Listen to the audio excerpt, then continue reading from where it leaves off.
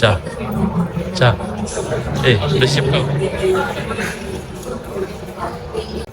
Udah. Maju, Cak.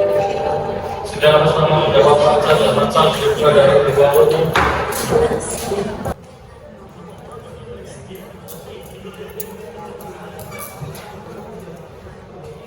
Silakan pokok-pokoknya saja. Keberatan atau tidak?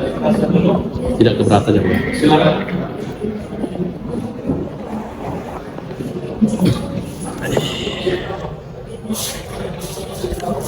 Sekarang dari masalah surat kita, orang membaca dalamnya. Dan sekarang surat Assalamualaikum dan dalam tidak ada salah dan surat terima perkara bisa besok tetap saja dapat segala yang dapat yang dibacakan sebelumnya. Bahwa berdasarkan perkataan tidak terungkap di persidangan tidak dapat turut berupa keterangan saksi, keterangan ahli, surat atau bentuk keterangan pendapat dan ada yang barang bukti adalah sebagai berikut. Keterangan saksi: 1. Saksi Devi Manisa. 2. Saksi Dika Kurniawan Haryoto. 3. Saksi Yakub.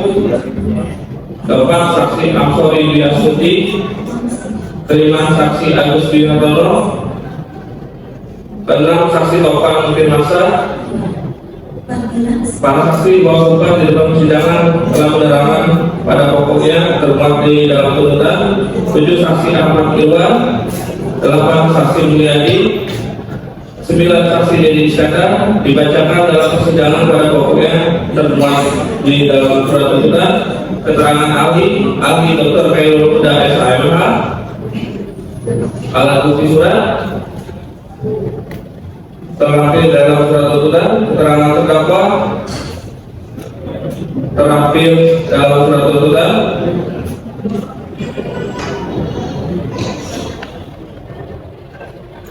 Ketujuh, bahwa berdasarkan ketentuan pasal 188 ayat 1 KUHP yang dimaksud dengan petunjuk adalah perbuatan kejadian atau keadaan yang karena persuaian baik antara yang satu dengan yang lain maupun dengan tindak pidana itu sendiri telah menerangkan bahwa telah terjadi suatu tindak pidana dan siapa pelakunya. Ketujuh, sebagaimana dimaksud di atas hanya dapat diperoleh dari ketentuan pasal 188 ayat 2 KUHP, yaitu dari keterangan para saksi, surat dan keterangan terdakwa. Petunjuk yang suatu syarat yang dapat ditarik suatu perbuatan kejadian atau keadaan di mana syarat tadi mempunyai kesesuaian.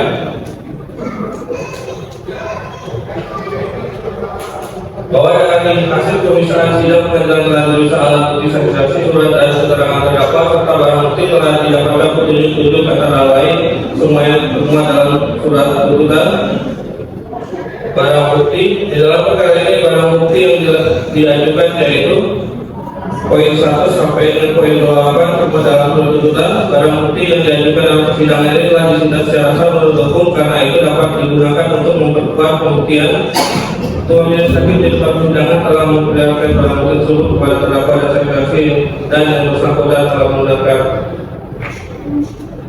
analisa yuridis bahwa sebelum sampai pada pembahasan menurut pasal 340 maka perlu dibahas dogmatika hukum pidana menurut Profesor Sudarto SH bahwa dalam pasal 340 KUHP dikenal macam-macam kesengajaan dan dalam konteks teori dikenal terus premeditatus. Istilah ini meliputi bagaimana terbentuknya kesengajaan dan bukan merupakan corak atau tidak kesengajaan. Menurut Profesor Jan Remedi, lulus premeditatus yaitu lulus yang dipertimbangkan secara matang. Dalam literatur hukum Jerman, lulus premeditatus dikenal sebagai Baraten Mut yang mensyaratkan 3 hal. Pertama, pelaku memutuskan kehendak dalam keadaan tenang. Kedua, ada jangka waktu yang cukup antara keputusan kehendak dan pelaksanaan kehendak. Ketiga, pelaksanaan kehendak dilakukan dalam keadaan tenang.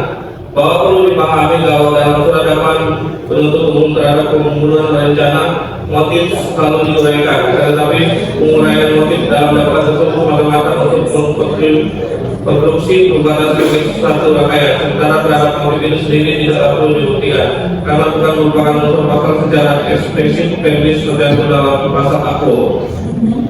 bahwa setelah kami menguraikan fakta-fakta yang terungkap di persidangan baik berupa keterangan para saksi, keterangan ahli, keterangan terdakwa, surat dan setelah kami menganalisa fakta-fakta tersebut, maka kami akan melangkah pada pertanyaan yang berikut, yaitu memberikan analisa hukum atau pengalaman yuridis dengan cara menuntut dari pasal tindak pidana yang didakwa kepada terdakwa. Karena dapat disusun secara kumulatif, maka kami akan membuktikan dakwaan ke-1 pertama terlebih dahulu, yaitu pasal 30 KUHP yang berunsurnya adalah sebagai berikut: unsur barang siapa, unsur dengan sengaja dan dengan berencana lebih dahulu merampas nyawa orang lain.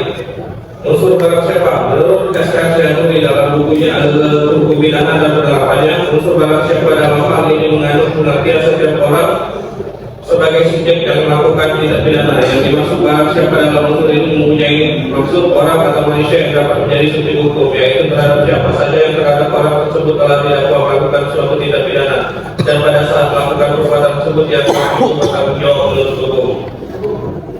Bahwa dalam persidangan penuntut umum telah menghadapkan terdakwa dengan identitas sebagaimana tersebut di atas, dan terdakwa menggunakan identitas tersebut serta mengerti akan dakwaan yang disampaikan dan dapat mengikuti persidangan dengan baik, dan terdakwa sehat jasmani dan rohani sehingga dapat mempertanggungjawabkan perbuatannya.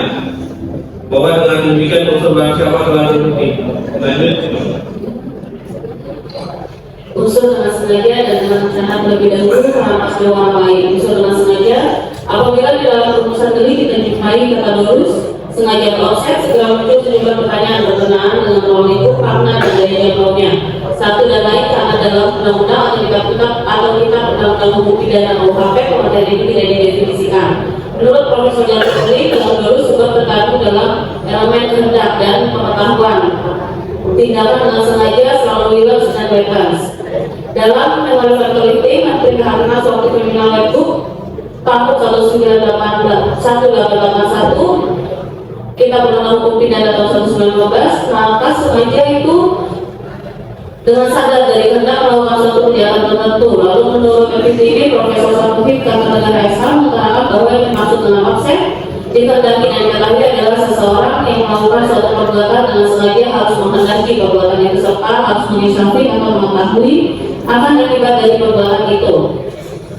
Menurut Ani Sofyan dan Nur Aziza dalam bukunya Hukum Pidana, unsur sengaja dalam hal ini dapat diartikan sebagai kehendak dan yang diwujudkan dengan perbuatan yang mana terhadap perbuatan tersebut dapat diketahui akibat yang akan ditimbulkannya. Gradasi bentuk sengajaan atau tingkatan kesengajaan ada 3, yakni sengaja sebagai niat atau maksud atau tujuan. Berarti apabila perbuatan yang dilakukan atau terjadinya akibat adalah memang terjadi tujuan perbuatan. Sengaja insaf akan kepastian, berarti apabila perbuatan yang dilakukan atau terjadinya suatu akibat bukanlah yang dituju. Untuk mencapai perbuatan atau akibat yang dituju itu pasti atau harus melakukan perbuatan atau terjadinya akibat tertentu.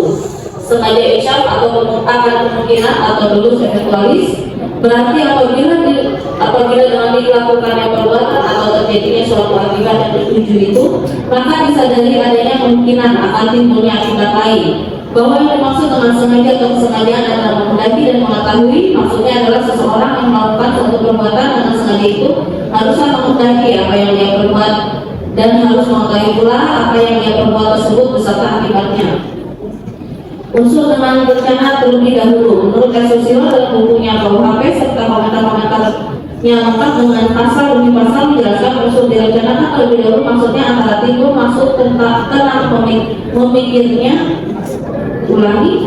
Maksudnya antara timbul maksud untuk membunuh dengan pelaksanaannya itu masih ada tempo bagi si pembuat untuk dengan tenang memikirkan misalnya dengan cara bagaimanakah itu akan dilakukan.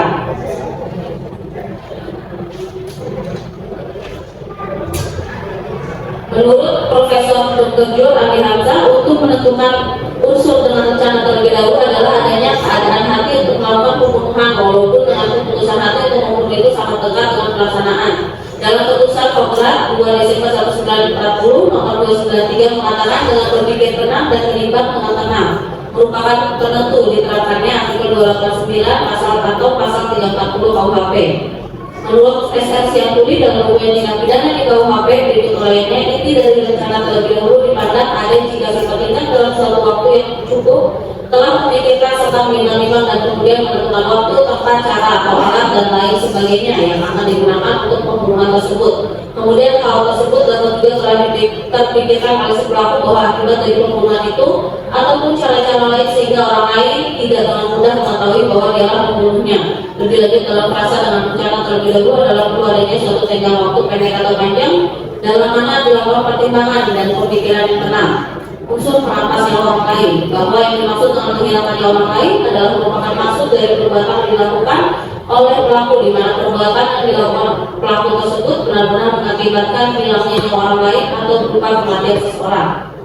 Bahwa berdasarkan uraian hukum mengenai unsur dengan sengaja dan dengan rencana lebih dahulu merampas nyawa orang lain sebagaimana disebut di atas, apabila dihubungkan dengan fakta hukum yang terungkap dalam persidangan berdasarkan keterangan para saksi, ahli dan keterangan terdakwa serta dihubungkan dengan alat bukti lainnya yang juga persidangan terungkap bahwa pada hari Minggu 3 November 2023 sekiranya pukul 5 WIB terdakwa membuka laptop untuk melihat perkembangan pekerjaannya. Setelah itu terdakwa membuka akun Instagram milik saksi Devi Manisa dan menemukan percakapan beserta foto-foto yang dikirim saksi Devi Manisa kepada laki-laki lain. Kemudian sekitar pukul 8 WIB terdakwa mengirimkan voice note melalui WhatsApp saksi Devi yang pada intinya terdakwa mengetahui perselingkuhan tersebut dan akan menyimpannya sebagai bukti. Namun saksi Devi membalas pesan terdakwa dengan mengatakan dengan kalimat siap-siap aja mau ditahan. Setelah itu saksi Devi memblokir kontak WhatsApp terdakwa dan atas sikap saksi Devi tersebut membuat terdakwa tidak dapat berpikir jernih dan beranggapan kasihan dengan anak-anak. Kemudian terdakwa langsung berpikir untuk membunuh 4 anaknya sekaligus bunuh diri karena menganggap saksi Devi sudah tidak benar sebagai seorang istri dan ibu. Bahwa untuk menjalankan rencananya maka pada pukul 13.00 WIB terdakwa memerintahkan kepada anak-anak yang tidur siang dengan cara sebagai berikut. 1. Terdakwa membawa atau menuntun anaknya dari umur yang terkecil yaitu Askara Kenzo 1 tahun ke dalam kamar. Kemudian terdakwa membaringkan anaknya di atas kasur saat korban Askara Kenzo 1 tahun tertidur. Terdakwa langsung membuka mulutnya dengan cara membuka mulut dan hidung Askara Kenzo dengan tangan. Terdakwa menggunakan tenaga sekitar 15 menit hingga terlihat sudah tidak bernafas. Kemudian terdakwa memastikan kematiannya dengan menempelkan telinganya ke dada sebelah kiri hingga jantungnya memang sudah tidak berdetak lagi. 2. Terdakwa membawa anak Askara Rashid umur 3 tahun dari ruang tamu ke dalam kamar dan membalikannya di sebelah Askara Kenzo. Kemudian terdakwa membuka mulut dan hidung Askara Rashid dengan tangan terdakwa sekitar 15 menit hingga terlihat sudah tidak bernafas. Kemudian terdakwa memastikan kematiannya dengan menempelkan telinganya ke dada sebelah kiri hingga jantungnya memang sudah tidak berdetak lagi.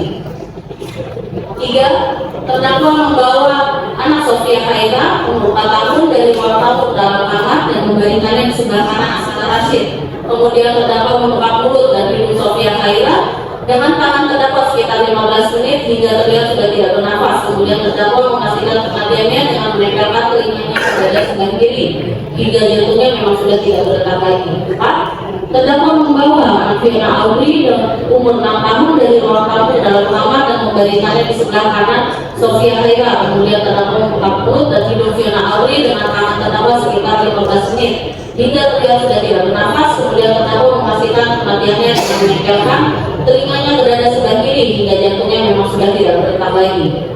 Bahwa setelah 4 anak terdakwa telah meninggal dunia, kemudian terdakwa memvideokan anak-anaknya menggunakan handphone sambil mengatakan, anak-anak sekarang sudah tidak ada, sekarang giliran saya. Lalu terdakwa menutup pintu kamar dan menuju ke dapur mengambil pisau. Kemudian terdakwa ke depan kamar mandi dengan melepaskan seluruh pakaiannya untuk melawan bunuh diri dengan melukai dirinya sendiri menggunakan pisau, memotong ular nadi tangan sebelah kiri. Kemudian dengan darah yang keluar, terdakwa menuliskan puas bunda thanks for all di atas lantai. Setelah terdakwa merasa lemas karena kekurangan darah, maka terdakwa merangkak masuk ke dalam kamar mandi.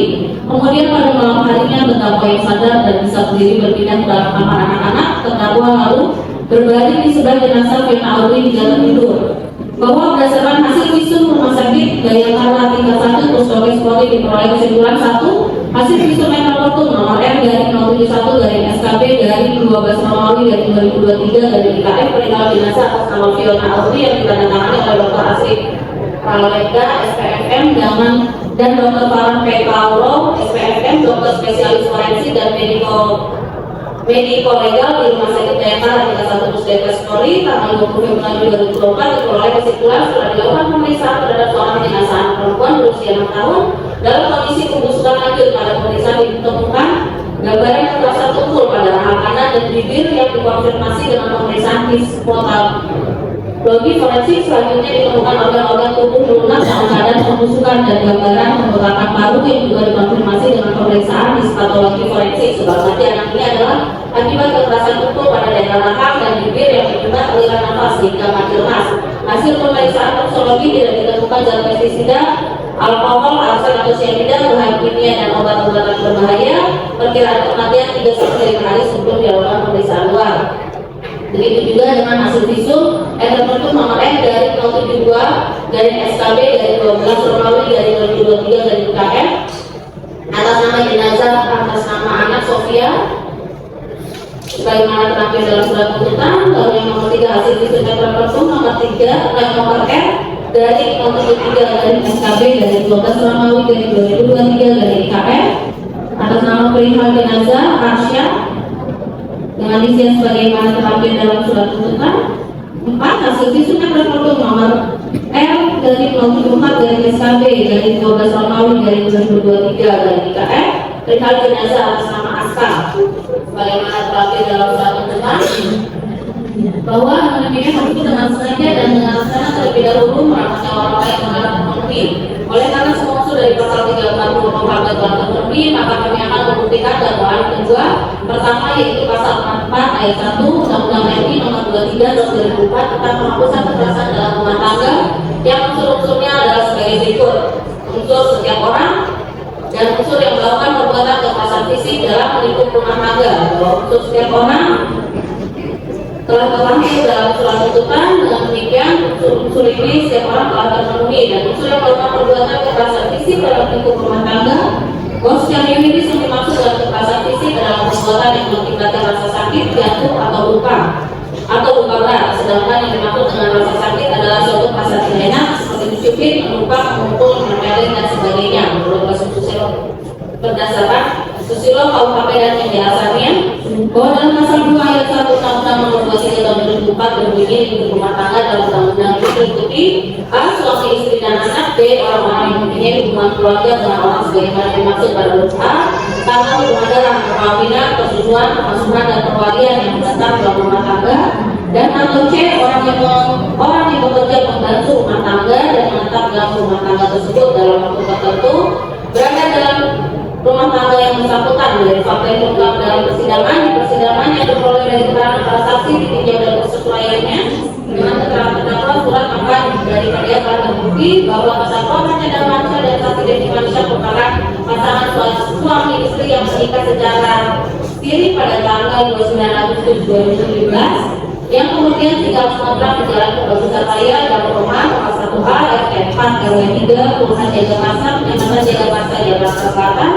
Dan dari pernikahan tersebut terdakwa Mansha dan Mansha dan saksi Devi Manisha telah dikaruniai 4 orang anak, yaitu Fiona Audrey perempuan berusia 6 tahun, Sofia Kaira perempuan berusia 5 tahun, Aksara Rashid laki-laki berusia 2 tahun, dan Aksara Kejo laki-laki berusia 11 tahun.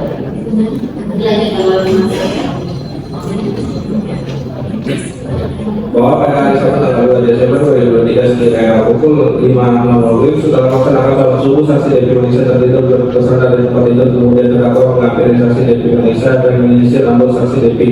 Namun sisir tersebut menyangkut di rambutnya sehingga membuat saksi Devi Manisha mengucapkan kata umpadan kepada terdakwa. Lalu terdakwa yang kesal dan emosi mendengar kata-kata umpadan tersebut. Kemudian terdakwa melungkap kepala saksi Devi Manisha lalu menuturkan ke tembok secara berulang kali. Selanjutnya saksi Devi Manisha berteriak terdakwa sambil turun dari tempat tidur, namun karena merasa pusing saksi Devi Manisha terjatuh. Kemudian terdakwa kembali menghampiri saksi Devi Manisha dan meniti tubuh saksi Devi Manisha, lalu terdakwa kembali membuka kepala dan memutarkan kepala saksi Devi Manisha ke lantai kamar berulang kali hingga Korban Sofia Kaira dan Askara Kejo bersama beranak dengan keributan kedua keduanya. Bahwa kemudian sekitar pukul 7.00 saksi Dika Kurniawan dan datang ke rumah kontrakan dengan maksud untuk mengantar saksi Devi Manisha bekerja. Namun setelah dibuka pintu oleh terdakwa mengatakan pada saksi Dika Kurniawan adalah jika saksi Devi Manisha sedang sakit, dan karena saksi Dika Kurniawan tidak percaya maka saksi Dika Kurniawan masuk dalam rumah kontrakan dan mendapati saksi Devi Manisha dengan kondisi lemah di wajah sebelah kanan mengetahui hal tersebut, maka saksi Dika Kurniawan menghubungi kedua orang tuanya untuk datang ke rumah kontrakan. Setelah itu saksi Dika Kurniawan menuju rumah ketua RT setempat melaporkan kejadian kekerasan yang dilakukan terdakwa, dan oleh ketua RT rumah terdakwa dilaporkan kepada Babin Kamtibmas yang kemudian dilakukan musyawarah di rumah ketua RT antara terdakwa dengan orang tua saksi DP Indonesia, didampingi oleh ketua RT dan Babin Kamtibmas. Kemudian di tengah mediasi tersebut ternyata keadaan saksi DP Indonesia semakin memburuk karena muntah darah, sehingga saksi DP Indonesia dibawa ke rumah sakit UD Pasar Minggu, dan setelah mendapatkan perawatan terdakwa pulang ke kontrakan karena tidak diperbolehkan untuk menemani saksi DP Indonesia.